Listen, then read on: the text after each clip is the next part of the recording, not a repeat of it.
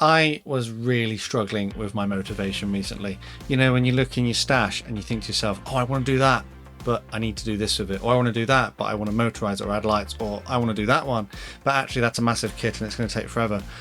And I just think maybe I've got too much choice sometimes, and I just needed something simple that I could just build and have done in like 2 days.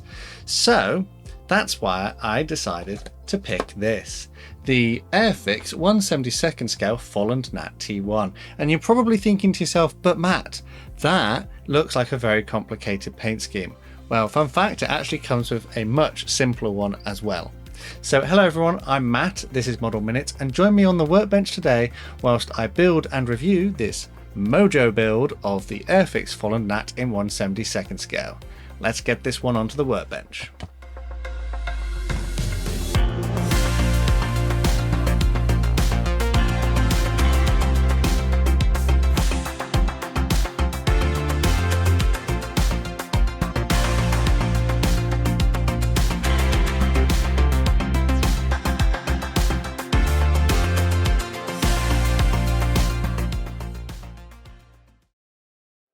So yeah, a Mojo build, something just to get it out of the box and built and maybe get those creative sort of juices flowing so that I can get other projects down onto the workbench as well.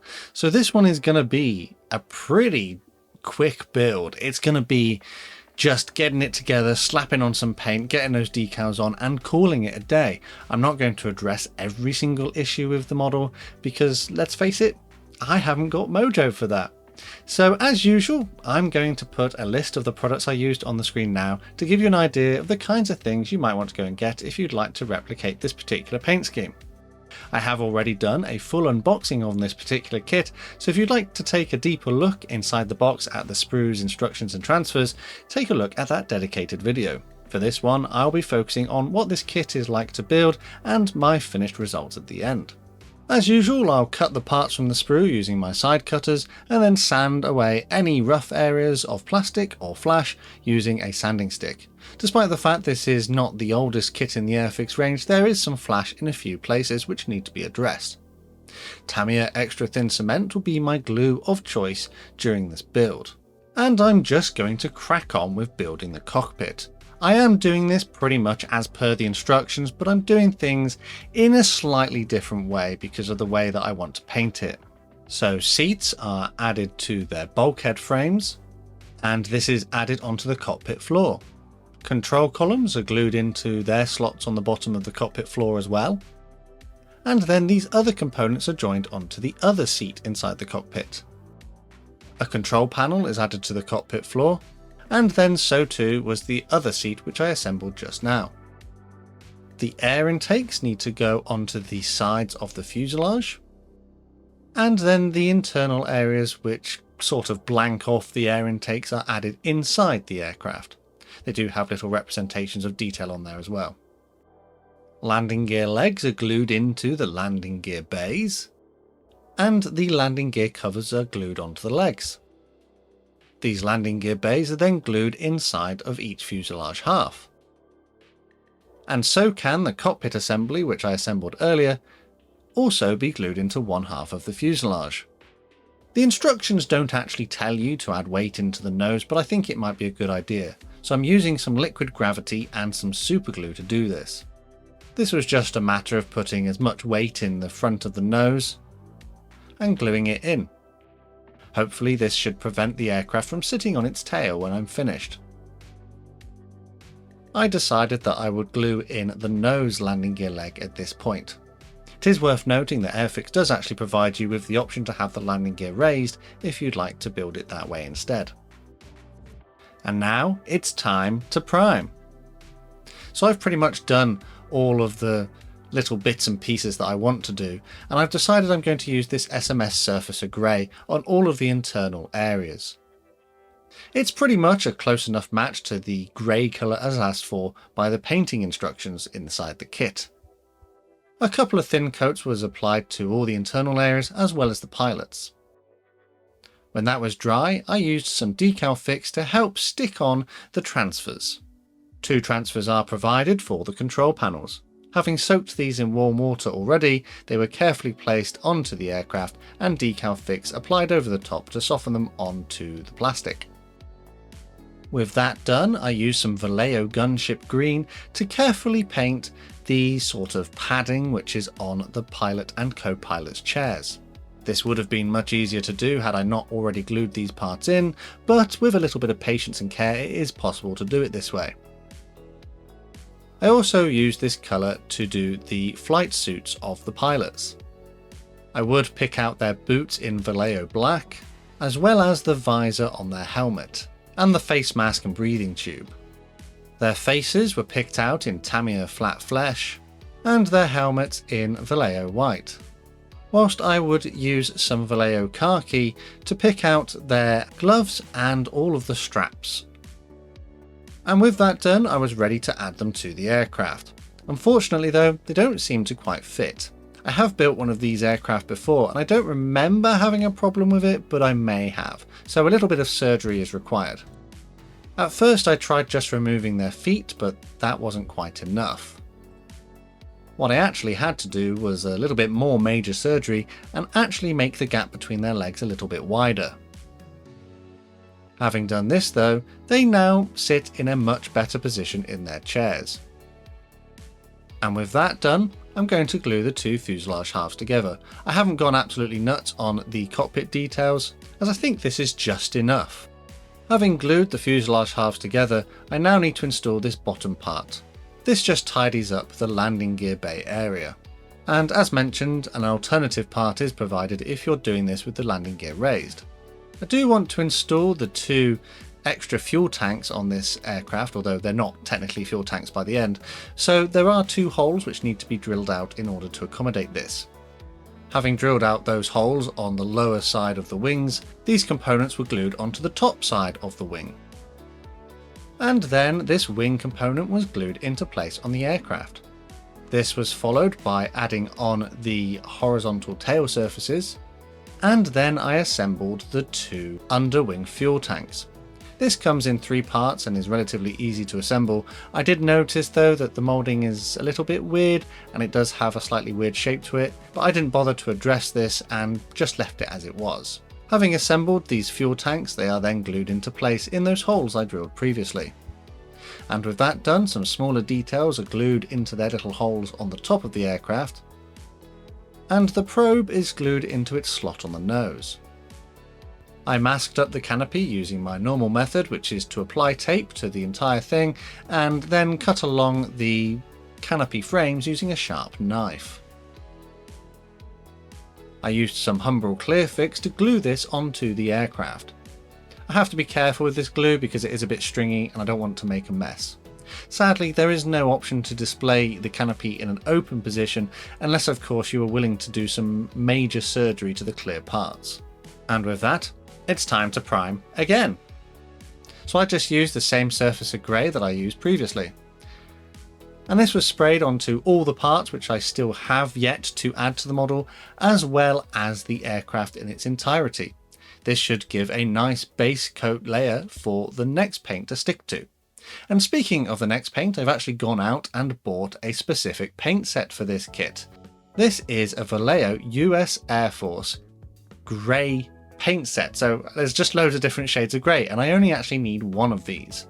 But a quick shout out to my Model Club members for the extra support they give me, because it's these people on screen who actually allow me to purchase extra things like this for my builds. So a massive thanks to these guys, and if you'd like to join them, take a look at the links in the description to find out how. I would like to welcome my newest member to the club, and that is EMS. Thanks for your support. So according to the Airfix painting instructions, I need a US light ghost grey, and fortunately there is a paint specifically for that in the set. It did indicate that it was airbrush ready and I loaded it into the airbrush, but I found I got some tip dry and it wasn't really wanting to flow quite as nicely as I would have liked it to. So to combat that, I added a few drops of Humbrol acrylic thinners to thin it down and increase that sort of flow, and it will increase the drying time as well. So I actually did this before bed so that I could have a sleep and hopefully it'd be dry by the morning. And fortunately, the next morning it was ready to go. So I'm going to clear coat it with some Humbrol clear gloss varnish. This is just to seal in the paint, and a gloss coat can give a good surface for transfers to stick to. Naturally though, I do know of the debate online where you don't necessarily need a gloss, but I think it's probably habit at this point.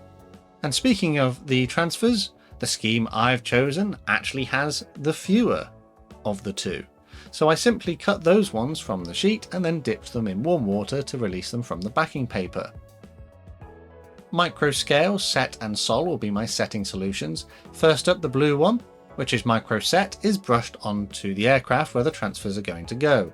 The transfers are then slid off into position and a little bit more micro set is applied whilst they are moved around into the right position, and this should help soften them down into the surface details and make them look like they're painted on. These decals are printed by Cartograph and are to an exceptional quality. Due to the fact there aren't that many compared to the other paint scheme, I managed to make reasonably quick progress with this step. And I think you can see here that those wing tanks are no longer wing tanks. With the transfers that are included, they're actually becoming missile pods. A small step I had forgotten before getting to the decal stage was that the outside of the air intakes need to be trimmed in red. I simply used some Vallejo red to do this and left it to dry so I could add the transfers in those locations. Whilst I had that paint out, I would also do the little probe things that stick out the top of the aircraft. So one of these is painted in red, but I would also use some Vallejo yellow to pick out the other two. And then when that was done and dry, I could finally add those extra transfers. With the transfers now pretty much stuck in position, some micro sol from the red bottle was brushed over the top to further enhance their setting effect. I turned my attention now onto the wheels of the aircraft, and these were painted in Vallejo matte black.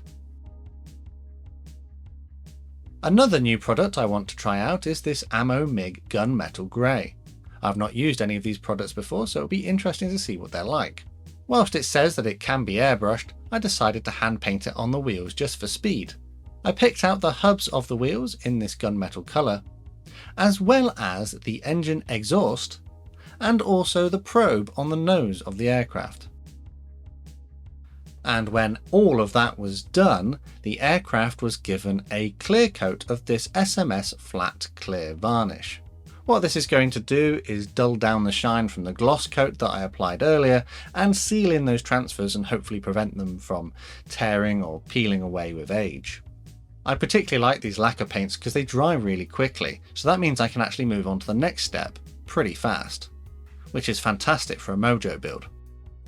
So at this point now I'm ready to add on the landing gear wheels. These are glued into the relevant positions on their landing gear legs. This can be a little bit fiddly, but fortunately it's designed well enough that once you get them in the right place with enough glue, they're not going anywhere. The engine exhaust pipe was then glued in at the back of the aircraft, and then I carefully peeled off all the masking tape that's protecting the canopy, and they seem to have done a pretty good job for a homemade mask. There is a transfer that I had forgotten about, and that needs to go on the canopy as well. I don't really like applying transfers to clear parts as I don't always get it right, but for this I just used the same process before with the micro set and sol, and then once it had sort of cured onto the surface, some Humbrol clear gloss that I used previously was brushed over the top to seal it in and prevent it from going anywhere. The final step was to add the landing gear light on the nose of the aircraft using some Humbrol Clearfix, and with that I'm calling my build of the Airfix Folland Gnat T.1 in 1/72 scale complete.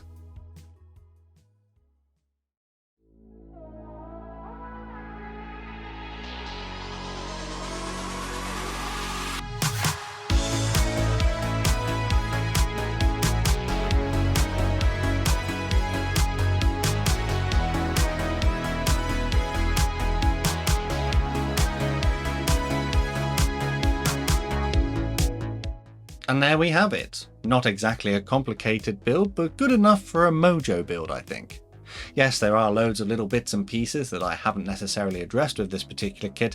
There is a bit of a gap sort of where the wings join the fuselage, just where the air intakes are, and I could have addressed that a bit more, but I feel like I did just enough to make this sort of passable. I did go along the seams off camera, just, you know, tidy them up a little bit, but I didn't go excessively like I do with some of my other builds. After all, this was a Mojo build and I just wanted something fun to do. You could go a lot further and weather this even more and add a panel line wash, but actually I think the panel lines are deep enough and visible enough that it doesn't really warrant it. Plus also, I looked at reference pictures for where these aircraft were actually used and they didn't seem particularly dirty, so I'm not going to bother dirtying mine up either.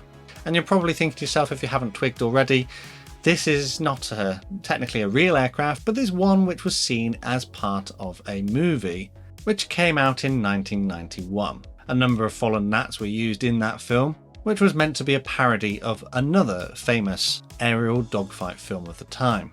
So looking back at this kit then, I found it to be a generally acceptable kit to build. The details are generally quite nice and the mold quality was alright too. There were some areas where there was a bit of flash and a little bit needed sanding away or carefully removing with my knife, but on the whole the build is relatively straightforward. I did build the Yellowjack version some years ago and I found that to be okay to do as well. And I do have a Red Arrows version in the stash somewhere which will make a nice hat trick to these aircraft that I'm building. I would have liked to have been able to display this one in a flying pose, but unfortunately no display stand is included, and it does make reference to the older Airfix 2-prong stands that were around at the sort of time this kit was in production. However, we haven't seen them for many years now, so I don't really know what's going on with that. So that's why I decided to go wheels down. As mentioned, I added nose weight just to make sure it wouldn't tip onto its tail when it was on the ground, but it doesn't actually tell you to add nose weight, so you might be alright. You might get away with it if you don't want to do that. As I mentioned a lot earlier, this kit isn't one of the newest kits in the range, but it isn't one of the oldest either. So this kit actually dates from 2012, when it was originally tooled and released. But the version I have here is actually a 2018 release, so it's been in my stash for a few years. At the time that I bought this kit I paid £9.99 for it, which doesn't seem so bad seeing as you're getting 2 paint schemes included in the kit and it does feature cartograph decals. It was released again in the exact same boxing in 2023 however, but the price at that point has crept ever so slightly to £11.99 at the time I'm making this video. Bearing in mind you only get 49 parts and this is billed as a level 1 kit, I'm not entirely sure that it is necessarily worth that amount of money. As always, I would be keen to get this one a bit cheaper than that, especially as ultimately you might get a choice of decal schemes, but you are only going to be ending up building one unless you buy 2 kits, but then you're going to have spares. But I guess it kind of depends on the value it holds to the modeler and whether they're willing to pay that for it. So I've actually been looking through my diary. There aren't that many notes in here. It was a fairly straightforward build. Yes, I didn't address everything that I could have done, but you know, Mojo and all that. I said here it probably took me about 8 hours all in, so like 4 hours yesterday, 4 hours today, with overnight for drying. So yeah, you could realistically do this version in a day if you wanted to. I did think originally that I would do the more complicated paint scheme on here, but you know that it just put me off. It's a lot more complicated. There's a lot more transfers. However, if you do want to see that version of the kit, I would recommend that you go check out one of our friends.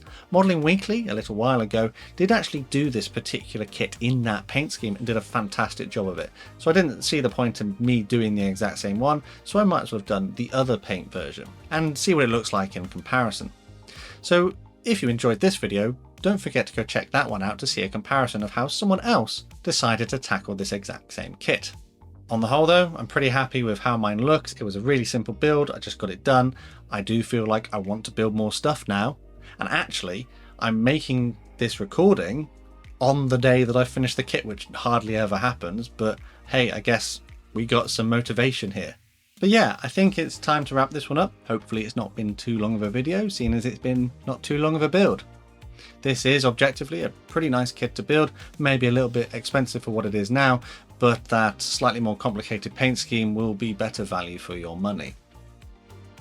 I would anticipate that there probably is some sort of licensing agreement that Airfix have had to have in order to have the film version of the paint scheme included in this kit, so perhaps that is sort of a reason why the price may be a little bit higher.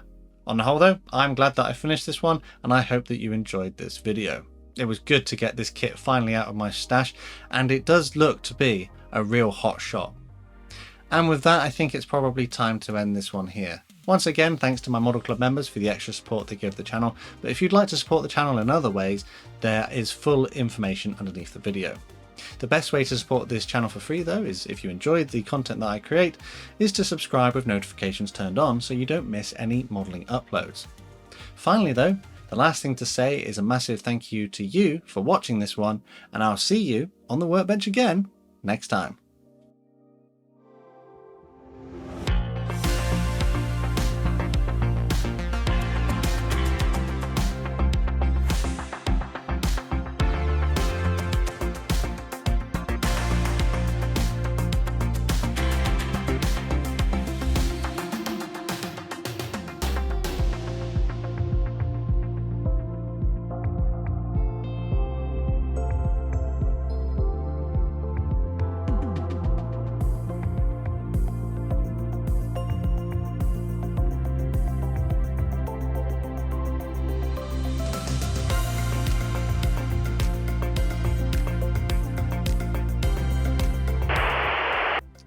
Folland Gnat Hotshots. Sync.